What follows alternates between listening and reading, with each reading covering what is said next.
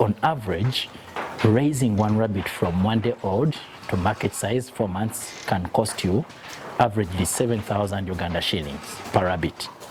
But selling it at a market price of 15,000 shillings per rabbit can give you a profit margin of at least 8,000 shillings per rabbit. So if you have a farm which enables you to sell at least a minimum of about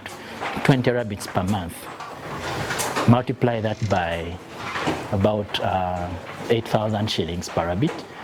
you have a fair income, not big, but fair enough for a household that is living on subsistence. Now, extrapolate that over bigger numbers, then you can see that comparatively, rearing rabbits on a larger scale would be economically more advantageous than rearing other forms of livestock and poultry, given the fact that you start earning such profit margins per rabbit at least within 4 months from the date of start. So someone can have a fair picture of the potential economic benefits vis-a-vis other forms of livestock if they focused on rabbits, or if they decided to diversify their sources of farm income by adding a rabbit farming line to their farm products.